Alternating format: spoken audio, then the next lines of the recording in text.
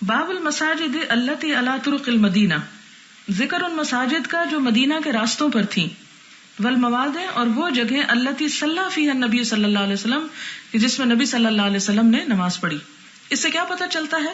اس سے باب میں تو جو پتہ چلے گا وہ چلے گا. ایک اور بات یہ پتہ چلتی ہے کہ مسجد نبوی کے ہوتے ہوئے بھی مختلف علاقوں میں مسجدیں موجود تھیں، یعنی اس سے حرج نہیں. اور اب بھی آپ دیکھیں مدینہ میں ایک تو بڑی مسجد ہے اور اس کے علاوہ محلوں میں بھی مساجد موجود ہیں.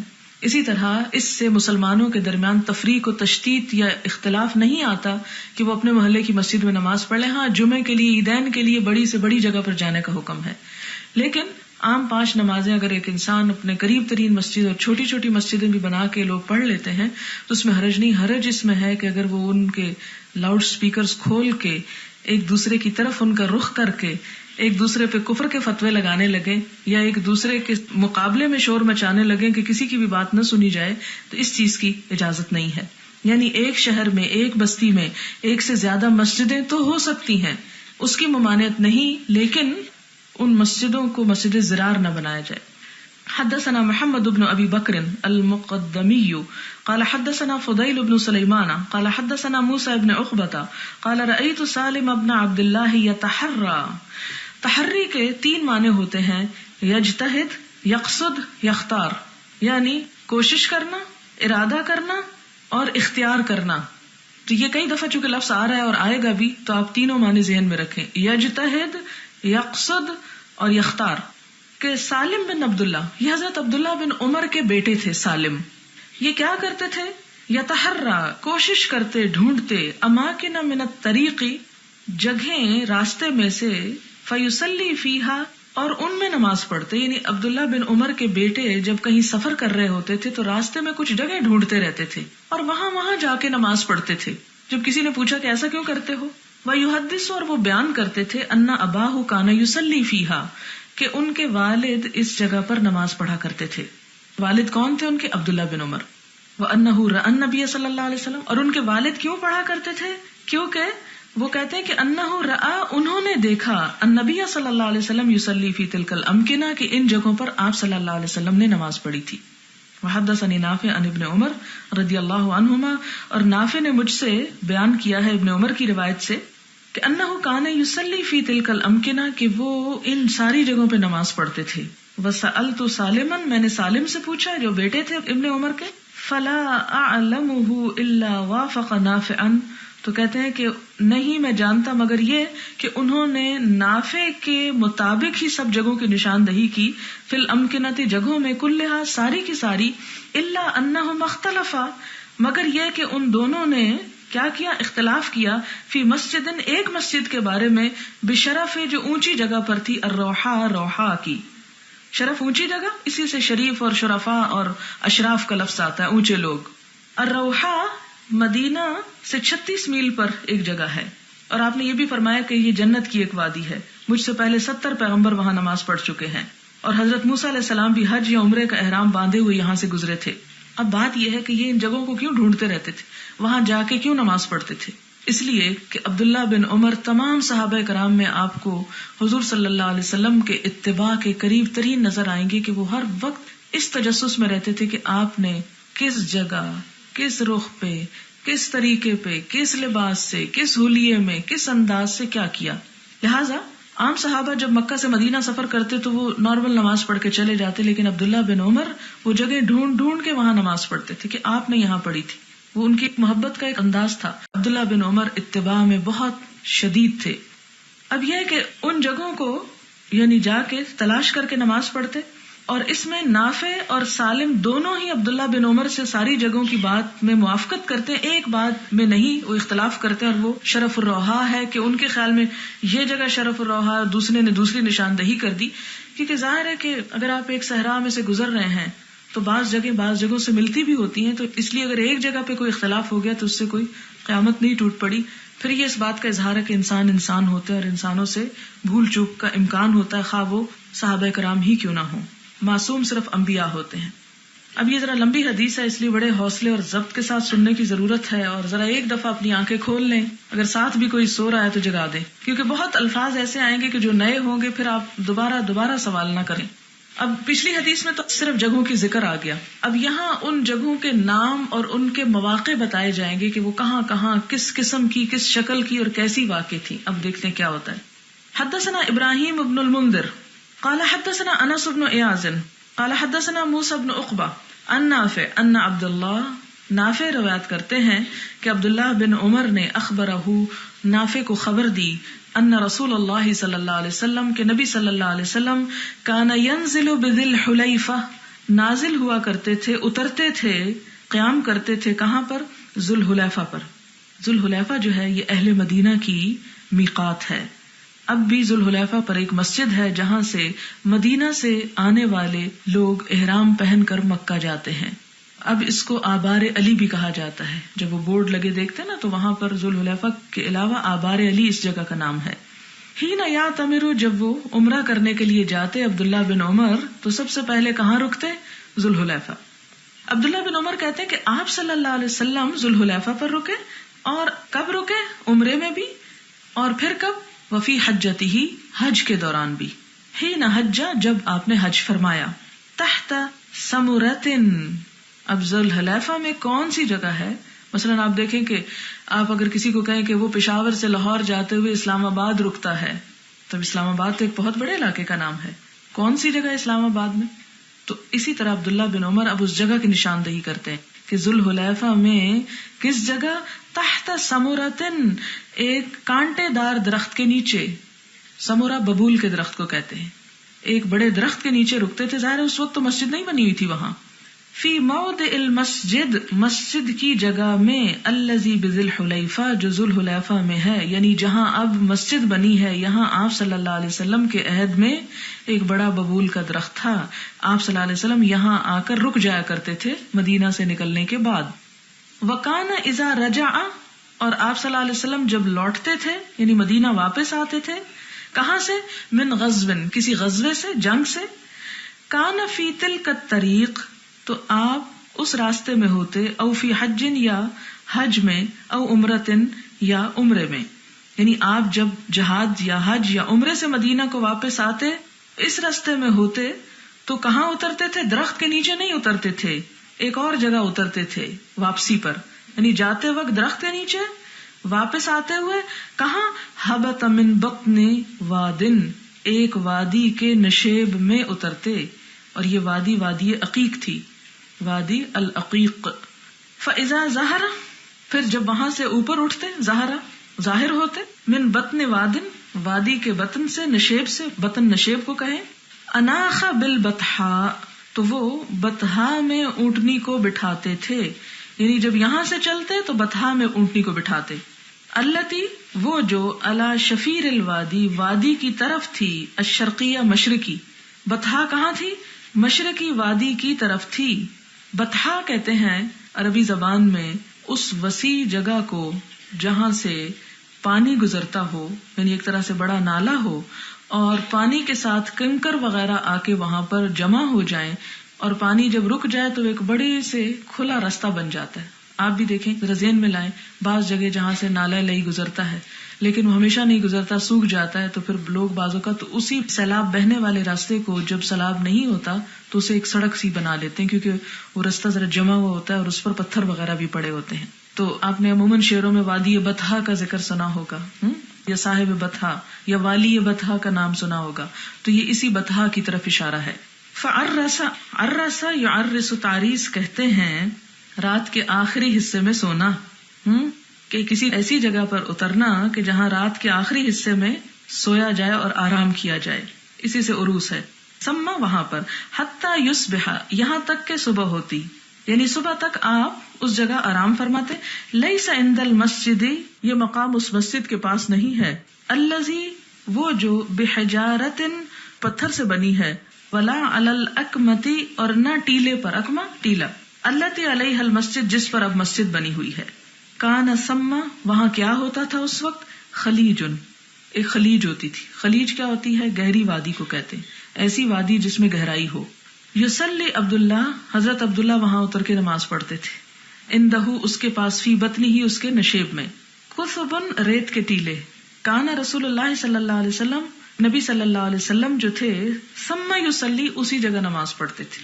یہاں اب بتایا کیا جا رہا ہے، وہ بڑی نشاندہی کر کے کہ جہاں پتھر نہ تھے، فلاں ریت کے ٹیلے تھے، ان کے پاس کر کے فلاں جانب حضرت عمر اتر کے اونٹنی بٹھا کے نماز پڑھ کے جایا کرتے تھے، اور وہ کہتے تھے یہاں نبی صلی اللہ علیہ وسلم نے نماز پڑھی تھی. اپنے آپ کو اتنی مشقتوں میں ڈال کے وہاں پہنچتے. فدحا فیہ السیل، دحا قرآن پاک میں بھی لفظ آتا ہے دحاہا، والارض بعد ذالک دحاہا، تو دال ہے واو کا مطلب ہوتا ہے پھیلا دینا، بسط. فدحا فیہ السیل، تو بچھا دیا اس میں سیلاب نے، بالبطحاء، بطحا کے مقام کو سیلاب نے پاٹ دیا، یعنی وہاں اتنا کچھ آ گیا کہ وہ گہری وادی یا کھائی جو تھی وہ بھر گئی ایک طرح سے. حتی دفن ذالک المکان، یہاں تک کہ وہ جگہ بھی دفن ہو گئی، الذی کان عبداللہ یصلی فی، جس میں عبداللہ جا کے نماز پڑھا کرتے تھے. یعنی وقت کے ساتھ آہستہ آہستہ کیا ہوا، کیونکہ اس رستے سے پانی گزرتا تھا، وہ گزر کے اتنا کچھ وہاں جمع ہو گیا کہ وہ اصل مقام جو تھا وہ دب گیا نیچے. وَأَنَّ عبد اللہ ابن عمر حدثه، اور عبداللہ بن عمر نے ان کو بتایا ہے، ان النبی صلی اللہ علیہ وسلم، کہ نبی صلی اللہ علیہ وسلم نے صلی نماز پڑھی، حیث المسجد الصغیر، جہاں اب چھوٹی مسجد ہے، الذی وہ جو، دون المسجد الذی بشرف الروحاء، اس مسجد کے قریب ہے جو روحا کی بلندی پر ہے. اب ایک سے ایک وہ نشان بتا رہے ہیں. وقد کان عبداللہ یعلم المکان، اور حضرت عبداللہ اس جگہ کو جانتے تھے، الذی کان صلی فیہ النبی صلی اللہ علیہ وسلم، کہ جس جگہ پر نبی صلی اللہ علیہ وسلم نے نماز پڑھی تھی. یقول، وہ کہتے تھے، سما، اس جگہ، ان یمینے کا، تیرے دائیں ہاتھ کے پاس، ہی نہ تقوم فی المسجد تصلی، جس وقت تم مسجد میں نماز پڑھنے کے لیے کھڑے ہو تو جس طرف تمہارا دایاں ہاتھ ہوتا ہے اس سائڈ پر تھی وہ. وذالک المسجد، اور وہ مسجد، علی حافۃ الطریق الیمنی، جو دائیں راستے کے کنارے پر ہے، وانت ذاہب الی مکہ، جب تم مکہ کی طرف جا رہے ہو، بینہ و بین المسجد، مسجد اور اس جگہ کے درمیان، الاکبر، بڑی مسجد کے، رمیۃ بحجر، اس بڑی مسجد کے پاس کتنی دور ہے، اتنی دور جتنی دور تم ایک پتھر پھینکو تو وہ پتھر چلا جائے، یعنی پتھر کی مار کے فاصلے پر وہ مسجد واقع ہے. اب اسے دیکھیں کہ کتنے مائنیوٹ ڈیٹیلز بتا رہے ہیں کہ وہ جگہ کون سی ہیں. او نحو ذالک، یا اس کے قریب. وان ابن عمر، اور ابن عمر، کان یصلی، نماز پڑھا کرتے تھے، کہاں، الی العرق، عرق کہتے ہیں چھوٹے سے پہاڑ کو، اور ایک مشہور وادی کا نام ہے. الذی عند منصرف الروحا، کہ جو روحا کے آخر میں ہے، یعنی جہاں سے منصرف پھرتی ہے روحا کی وادی، یعنی جہاں روحا کی وادی ختم ہوتی ہے اس کے ساتھ ہی عرق جگہ پر وہ نماز پڑھتے تھے.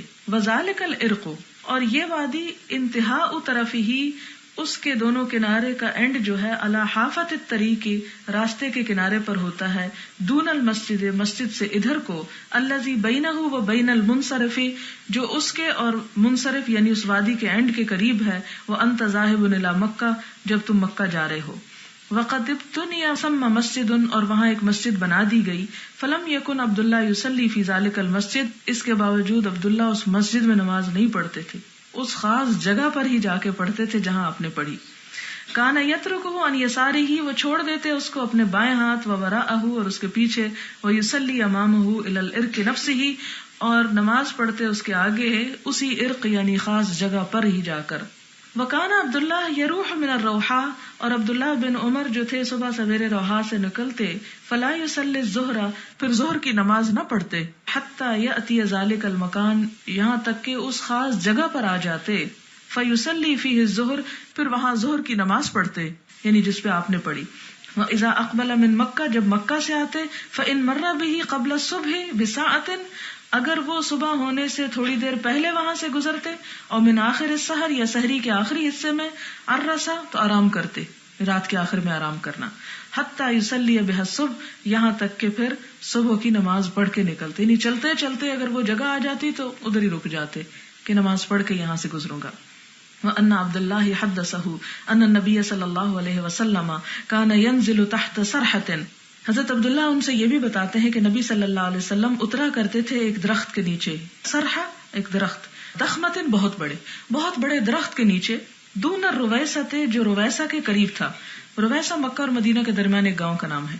ان یمین الطریق، راستے کے دائیں طرف سے، وجاہ الطریق، اور راستے کے سامنے، فی مکان بطح، کھلی جگہ پر، سہل، نرم، حتی یفضی من اکمۃ، یہاں تک کہ پار ہو جاتے ٹیلے سے، دوینا برید رویسۃ بمیلین، دوینا قریب برید راستے الرویسہ رویسہ کے بمیلین 2 میل سے، یعنی میلوں اور ٹیلوں اور درختوں اور ہر چیز کے نشان لگا لگا کے انہوں نے وہ جگہ یاد رکھی ہوئی تھی.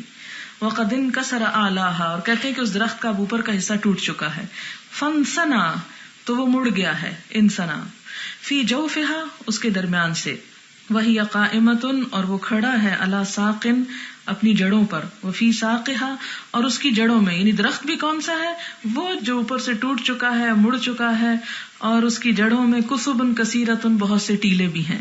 وَأَنَّ عبد اللہ ابن عمر حدثہ، اور عبداللہ بن عمر نے بیان کیا ان سے، ان نبی صلی اللہ علیہ وسلم، کہ نبی صلی اللہ علیہ وسلم، صلی فی طرف طلعۃ، کہ آپ نے نماز پڑھی کہاں؟ ایک کنارے پر. طلعۃ، طلع کہتے ہیں چوڑی بلند جگہ کو. من وراء العرج، عرج کے پیچھے کی طرف. وَأَنْتَ ذَاهِبٌ إِلَىٰ حَزْبَةٍ، اور تم جا رہے ہو حزبہ کی طرف. اور حزبہ کہتے ہیں جو ٹیلے سے بڑا ہو لیکن پہاڑ سے کم جگہ ہو، یعنی اونچائی کی جگہ جو ٹیلے سے تو اونچی ہو لیکن پہاڑ سے چھوٹی. عند ذلک المسجد، اس مسجد کے پاس، قبران و ثلاثہ، 2-3 قبریں بھی ہیں. علی القبور رضم، ان قبروں کے اوپر ایک بڑی چٹان ہے، من حجارت، پتھر کی، ان یمین الطریقی، دائیں طرف کے راستے میں، عند سلمات الطریقی، راستے کے نشانات کے پاس سے. سلمات ہو تو اس کو کہتے ہیں شجرات، یعنی درخت کے لیے استعمال ہوتا ہے، اور اگر سلمات ہو تو چھوٹی چھوٹی چٹانیں مراد ہیں جو نشان کے لیے لگائی جاتی ہیں عموماً، جیسے راستے کے نشان. بین اولئک السلمات، ان سلمات یعنی ان چٹانوں کے پاس، کانا عبداللہ یروح من الارج، نکلتے تھے صبح سویرے ارج سے، بعد ان تمیل الشمس، اس کے بعد کہ سورج ڈھل جائے، بالحاجرت، دوپہر کے وقت، فیصلی الظہر، پھر وہ نماز پڑھتے ظہر کی، فی ذلک المسجد، اس مسجد میں. وان عبداللہ ابن عمر، اور عبداللہ بن عمر جو تھے، حدثہ، انہوں نے بیان کیا ان سے، ان رسول اللہ صلی اللہ علیہ وسلم، کہ نبی صلی اللہ علیہ وسلم، نزل، اترتے، عند صرحات، درختوں کے پاس، ان یسار الطریق، بائیں راستے سے، فی مسیل، ایک پانی کی گزرگاہ کے پاس، دون ہرشا، جو ہرشا کے اس طرف تھی یا قریب تھی. ہرشا پہاڑ کا نام ہے. یہ پہاڑ مدینہ اور شام کا رستہ جہاں آپس میں ملتا ہے، جحفہ کے قریب، اس پر ہے. اور اب اس کو رابغ بھی بولتے، رابغ. ذالک المسیل، وہ جگہ، لاسکن، جو جڑی ہوئی ہے، بقراء ہرشا، ہرشا کے طرف کو، بینہ و بین الطریق قریب من غلوۃ، اس کے اور اس راستے کے درمیان جو قریب ہے غلوہ سے. غلوہ کہتے ہیں تیر پھینکنے کی مسافت کو، یعنی ایک تیر پھینکا جائے تو جتنی دور جا کے وہ پڑتا ہے اس جگہ کو. وکان عبداللہ یصلی الی صرحۃ، اور عبداللہ بن عمر اس درخت کی طرف نماز پڑھتے. ہی اقرب الصرحات الی الطریق، جو سب درختوں میں راستے سے زیادہ نزدیک ہے. وہی اطولہن، اور وہ سب سے زیادہ اونچا ہے. وان عبداللہ ابن عمر، اور عبداللہ بن عمر جو تھے، حدثہ، ان سے بیان کرتے ہیں، ان نبی صلی اللہ علیہ وسلم، کہ نبی صلی اللہ علیہ وسلم، کان ینزل فی المسیل، وہ اس پانی کے نالے کی طرف سے اترتے. مسیل نالا، الذی فی ادنا، جو کہ نشیب میں تھا، مر الزہران، مر زہران کے پاس. مر زہران عرفہ کے قریب ایک وادی ہے. قبل المدینہ، مدینے کی جانب. ہینا یہبط من الصفروات، جب وہ اترتے تھے ان وادیوں سے جو مر زہران کے بعد آتی ہیں. ینزل فی بطن ذالک المسیل، اترتے تھے اس بطن میں جو اس مسیل یعنی نالے کے پاس ہوتا، اس کے بطن میں یا اس کے نشیب میں. ان یسار الطریق، بائیں راستے کے پاس سے. وانت ذاہب الی مکہ، جب تم مکہ جا رہے ہو. لیس بین منزل رسول اللہ صلی اللہ علیہ وسلم و بین الطریق، اور آپ صلی اللہ علیہ وسلم کے اترنے کی جگہ اور راستے کے درمیان مسافت کتنی ہوتی تھی؟ الا رمیۃ بحجر، اتنی جیسے ایک پتھر کی مار، یعنی جتنی دور پتھر جائے، یعنی جو گزرگاہ تھی اس میں اور جہاں آپ قیام فرماتے اس میں صرف اتنا سا فاصلہ ہوتا تھا، یعنی سڑک سے صرف اتنی دور. وان عبداللہ ابن عمر حدثہ، اور عبداللہ بن عمر نے ان سے بیان کیا، ان نبی صلی اللہ علیہ وسلم، کے نبی صلی اللہ علیہ وسلم، کان ینزل بزیتوا، زیتوا کی وادی میں بھی اترتے تھے. ویبیت حتی، اور رات گزارتے یہاں تک کہ یصبح، صبح ہو جاتی. یصلی الصبح، صبح کی نماز پڑھتے. ہینا یقدم مکہ، جب مکہ آتے. ومصلی رسول اللہ صلی اللہ علیہ وسلم ذالکا، اور آپ صلی اللہ علیہ وسلم کی نماز پڑھنے کی جگہ، علی اکمۃ غلیظۃ، ایک بڑے بھاری سخت ٹیلے پر ہے. لیس فی المسجد الذی بنی، اس جگہ پر نہیں جہاں مسجد بنا دی گئی ہے، سما جہاں پر، ولکن اسفل من ذالک، لیکن اس سے نچلی طرف، علی اکمۃ غلیظۃ، یعنی سخت ٹیلے پر. وان عبد اللہ حدثہ، اور عبداللہ نے ان سے بیان کیا ان نبی صلی اللہ علیہ وسلم کہ نبی صلی اللہ علیہ وسلم نے استقبل منہ کیا، رخ کیا، خردتي الجبل پہاڑ کے دو کونوں کی طرف، الذي بينه وبين الجبل الطويل وہ جو آپ کے اور بڑے لمبے پہاڑ کے درمیان تھے، نحو الکعبۃ کعبہ کی طرف، فجعل المسجد تو کر لیا انہوں نے مسجد کو، کہاں پر، الذي بني جو بنائی گئی ہے، ثم يسار المسجد اس جگہ، یعنی یسار المسجد مسجد کے بائیں طرف، بطرف الاکمہ اس ٹیلے کے کنارے پر، اور مصلی نبی صلی اللہ علیہ وسلم اسفل منہ، اور آپ صلی اللہ علیہ وسلم کی نماز کی جگہ اس سے نیچے تھی، علی الاکمۃ السوداء کالے ٹیلے کی طرف، تدعو من الاکمۃ عشرۃ اذرع جب تم ان ٹیلوں کی ایک قطار کو اپنے سے 10 ہاتھ دور کر دو، او نحوہا یا اس کے کناروں پر، ثم تصلی مستقبل الفردتین پھر تم نماز پڑھو ان کناروں کی طرف منہ کر کے، من الجبل پہاڑ کے، الذی بینک وبین الکعبہ وہ جو تمہارے اور کعبہ کے درمیان ہے۔ یہ ایک لمبی حدیث ہے جس میں شاید آپ نے بہت انجوائے نہ کیا ہو، لیکن اس شخص کی انجوائمنٹ کا سوچیں کہ جس نے یہ اتنے مقامات اور ان کے فاصلے اور ان کے مسافتیں طے کرنے کے ساری علامتیں اور ٹیلے اور درخت اور نالے اور کھلے راستے اور کچھ بھی نہ چھوڑا، یہ سب وہی کر سکتا ہے جسے انتہا درجے کی محبت ہو آپ صلی اللہ علیہ وسلم سے، ہم جیسے تو پڑھنے میں بھی بیزار ہیں۔ باب سترۃ الامام سترۃ من خلفہ، امام کا سترہ ان سب کا سترہ ہے جو اس کے پیچھے ہو، یعنی اگر نماز پڑھتے وقت صرف امام کے آگے سترہ موجود ہے، آڑ موجود ہے، تو وہی سب مقتدیوں کی طرف سے بھی شمار ہو جائے گا۔ پوری صف میں سے ہر ایک کو اپنے اپنے آگے سترہ رکھنے کی ضرورت نہیں ہے۔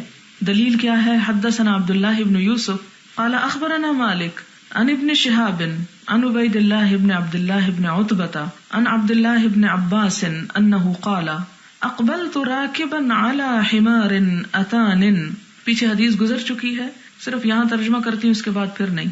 حضرت عبداللہ بن عباس کہتے ہیں کہ میں آیا، راکبن سوار، علی حمار اتان ایک گدھی پر، وانا یومئذ قد ناہزت الاحتلام اور میں ان دنوں احتلام کے قریب تھا، یعنی جوان ہونے والا تھا، ورسول اللہ صلی اللہ علیہ وسلم یصلی بالناس آپ صلی اللہ علیہ وسلم لوگوں کو نماز پڑھا رہے تھے، بمنن منا کے مقام پر، الی غیر جدار بغیر دیوار کے، یعنی آپ کے سامنے دیوار نہیں تھی، فمررت بین یدی بعض الصف تو میں بعض صفوں کے آگے سے گزر گیا، فنزلت پھر میں اترا، فارسلت الاتانا پھر میں نے گدھی کو چھوڑ دیا، ترتعو کہ چرتی رہے، ودخلت فی الصف میں صف میں بھی داخل ہو گیا، فلم ینکر ذالک علی احد تو مجھ پر کسی نے بھی کوئی اعتراض نہ کیا۔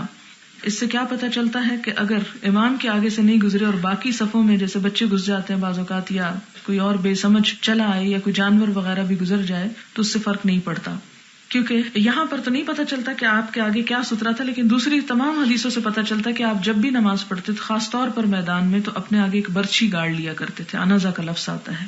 حدثنا اسحاق قال حدثنا عبد الله بن نمير قال حدثنا عبید اللہ عن نافع عن ابن عمر ان رسول اللہ صلی اللہ علیہ وسلم کان اذا خرج یوم العید کہ نبی صلی اللہ علیہ وسلم جب عید کے دن نکلتے، یعنی عید پڑھانے کے لیے، اور یہ حدیث یہ بتاتی ہے کہ عید کھلے میدان میں پڑھی جاتی ہے، تو آپ کیا کرتے تھے؟ امر بالحربتی برچھا لے کر چلنے کا حکم دیتے، فتودع بین یدیہ وہ گاڑ دیا جاتا، رکھ دیا جاتا آپ کے بالکل سامنے، آپ کے دو ہاتھوں کے درمیان یعنی سامنے، فیصلی الیہا آپ اس کی طرف منہ کر کے نماز پڑھتے، والناس وراءہ اور لوگ آپ کے پیچھے ہوتے، وکان یفعل ذلک فی السفر اور آپ صلی اللہ علیہ وسلم سفر میں ایسا ہی کیا کرتے تھے، مراد یہ کہ مسجد میں تو نہیں نماز ہوتی نا، سفر میں کھلی جگہ پہ، فمن ثم اور یہی سے آپ صلی اللہ علیہ وسلم کے یعنی اسی طرز عمل سے اتخذها الامراء عمراء نے اس چیز کو اختیار کر لیا کہ اپنے ساتھ برچیاں اور آلات حرب لے کے نکلتے ہیں، لیکن وہ صرف شان و شوکت کے لیے، کسی مقصد کے لیے نہیں،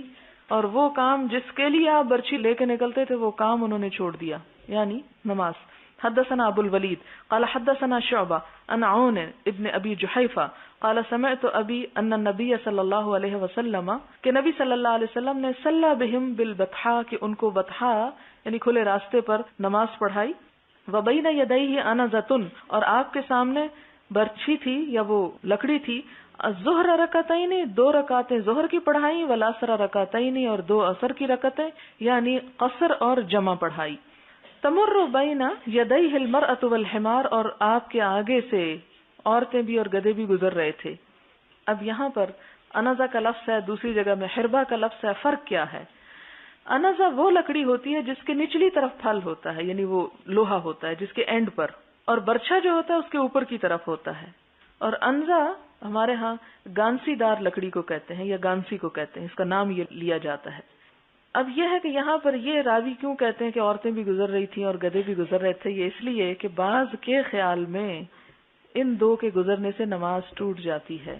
آگے اس کی وضاحت ہو جائے گی، پریشان نہ ہو. باب قدر کم ينبغي ان يكون بين المصلي والسترة، کہ نمازی اور سترے کے درمیان کتنا فاصلہ ہونا چاہیے. قدر یعنی اندازہ، کم کتنا اندازہ ہو، ينبغي ہونا چاہیے، ان يكون بين المصلي والسترة یعنی سترہ انسان کہاں رکھے، کتنی دور رکھے اپنے سے. حدثنا عمرو بن زرارہ قال اخبرنا عبد العزيز بن ابي حازم عن ابيه عن سهل قال كان بين مصلى رسول الله صلی اللہ علیہ وسلم، کہ نبی صلی اللہ علیہ وسلم کی نماز کی جگہ و بین الجدار اور دیوار یعنی جو بطور سترہ استعمال ہوتی تھی، کتنا ہوتا؟ ممر الشاة، ایک بکری کے نکلنے کی جگہ، یعنی بہت قریب ہوتا تھا. بکری کتنی چھوٹی سی جگہ سے نکل جاتی ہے نا، یعنی بہت دور نہیں ہوتا تھا سترہ. آپ کی نماز اور اس کے درمیان بس اتنا ہی فاصلہ تھا جتنا ایک بکری کے گزرنے کا. حدثنا المکی قال حدثنا یزید بن ابی عبید عن سلمة قال كان جدار المسجد عند المنبر ما كادت الشاة تجوزها. وہ کہتے ہیں کہ مسجد کی جو دیوار تھی وہ اور عند المنبر، ممبر میں اتنا فاصلہ تھا کہ ما كادت الشاة تجوزها، کہ ایک بکری اس کو کراس کر جائے. باب الصلاة الى الحربة، برچھی کی طرف نماز پڑھنا. حدثنا مسدد قال حدثنا يحيى عن عبيد الله اخبرني نافع عن عبد الله ان النبي صلى الله عليه وسلم كان يركز له الحربة فيصلي اليها، کہ نبی صلی اللہ علیہ وسلم ان کے لیے گاڑا جاتا تھا. یرکز گاڑا جاتا، لہو آپ کے لیے، الحربۃ برچھا، فیصلی الیہا تو آپ اس کی طرف منہ کر کے نماز پڑھتے تھے، یعنی سترہ کی طرف. باب الصلاۃ الی الانزہ، انزہ کی طرف نماز پڑھنا یعنی گانسی دار لکڑی کی طرف. حدثنا آدم قال حدثنا شعبہ قال حدثنا عون بن ابی جحیفہ قال سمعت ابی قال خرج علینا رسول اللہ صلی اللہ علیہ وسلم بالحاجرہ فأتی بوضوء فتوضأ فصلى بنا الظہر والعصر وبین یدیہ انزۃ والمرأة والحمار یمرون من ورائها، کہ آپ صلی اللہ علیہ وسلم نے نماز پڑھائی اور آپ کے سامنے ایک گانسی دار لاٹھی تھی اور عورتیں اور گدھے سب اس کے پرے سے جا رہے تھے. اب اس میں دو تین چیزیں ہیں. ایک تو یہ کہ یہ حدیث آپ نے پہلے پڑھی ہوئی ہے، دوسرا یہ کہ آپ کے لیے وضو کا پانی لایا گیا. یہ دوپہر کے وقت آپ نے نماز پڑھائی اور نمازیں جمع کر کے پڑھائی، اور چونکہ یہ آپ کسی اور کے پاس گئے تھے، خرج علینا لگتا ہے کہ سفر پر تھے، اس لیے آپ نے دونوں نمازیں جمع کی. اور اس سے یہ بھی پتہ چلتا ہے کہ ضروری نہیں کہ حربہ ہی گاڑا جائے یا ضروری نہیں کہ انزہ ہی گاڑا جائے، یعنی کوئی بھی ایسی چیز جو یہ کام دے وہ سترے کے طور پہ استعمال ہو سکتی ہے. اور اس کا کہنا کہ سترے کے پار سے عورتیں اور گدھے گزر رہے تھے، اس سے نماز ہو جاتی ہے، پھر یہ وہی بات ہے کہ بعض لوگوں کے نزدیک نہیں ہوتی اگر عورت آگے سے گزر جائے، لیکن اس کی تردید ایک حدیث میں ہمیں ملتی ہے، وہ آگے پڑھیں گے. حدثنا محمد بن حاتم ابن بزیع قال حدثنا شاذان عن شعبہ عن عطاء ابن ابی میمونة قال سمعت انس بن مالک قال كان النبي صلی اللہ علیہ وسلم اذا خرج لحاجته تبعته انا وغلام ومعنا عکازة. حدیث پیچھے گزر چکی ہے، یہ لفظ نیا ہے، عکازہ یعنی لاٹھی، او عصا یا عصا، او انزۃ یا گانسی، ومعنا اداوۃ اور ہمارے ساتھ ڈول ہوتا، فاذا فرغ من حاجته ناولناه الاداوۃ، جب آپ اپنی حاجت پوری کر چکتے تو ہم آپ کو ڈول دے دیتے تاکہ آپ وضو کر لیں. سوال ہے، آپ نے فرمایا دو دو رکعت کر کے پڑھ، پھر جب تم میں سے کسی کو صبح ہو جانے کا ڈر ہو تو ایک رکعت پڑھ، وہ تیری ساری نماز کو طاق کر دے گی. بات واضح نہیں ہوئی، ایک وطر کی طرف اشارہ ہے. مسجد کے بارے میں بہت سی احادیث سن کر یوں لگا کہ مسجد مسلمانوں کے لیے ایک مرکز، سوشل سینٹر کا کام دیتی ہے، جہاں سونے سے لے کر عدالت لگانے اور قید کرنے تک کی اجازت ہے. مگر مسجد میں اس بات سے سختی سے منع کیا گیا کہ کسی چیز کے گم ہونے کا اعلان کیا جائے. اس کے بارے میں حدیث میں نے کہیں اور پڑھی ہے، ایسا کیوں کہا گیا ہے؟ اس کی بنیادی وجہ یہ ہے کہ یہ مسجد کے آداب اور احترام کے خلاف ہے. یعنی عدالت لگانا تو ایک بامقصد کام ہے، یا اسی طرح دیگر جو افعال ہیں، لیکن اس طرح کے اعلان کرنا جیسے کہ کسی بھی عام منادی کی جگہ پر باہر کے لوگوں سے مخاطب ہونا، یہ ذرا مختلف چیز ہے. یعنی مسجد کے اندر کوئی کام کرنا اور مسجد کے اندر رہ کے باہر والوں کے لیے کوئی اعلان کرنا دو مختلف چیزیں ہیں. سوال ہے، اگر اشد ضرورت کے تحت نمازی کے آگے سے گزرنا پڑے اور جگہ بھی تنگ ہو تو کیا گزرنے والا خود کوئی چیز بطور سترہ رکھ کر گزر سکتا ہے؟ مثلاً کوئی گدی، میز وغیرہ گزرنے سے پہلے ہاتھ بڑھا کر رکھ دے اور پھر گزر جائے. جی ہاں، اس طرح کیا جا سکتا ہے، اس میں کوئی حرج نہیں ہے.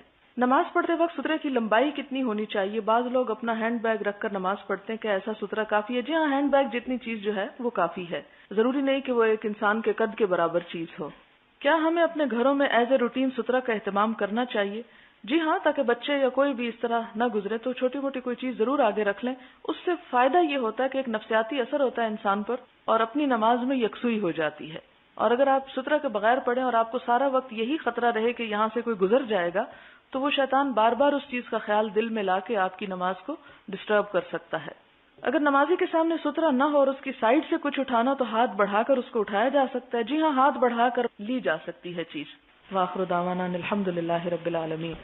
سبحانک اللہم وبحمدک نشہد ان لا الہ الا انت نستغفرک ونتوب الیک. والسلام علیکم ورحمۃ اللہ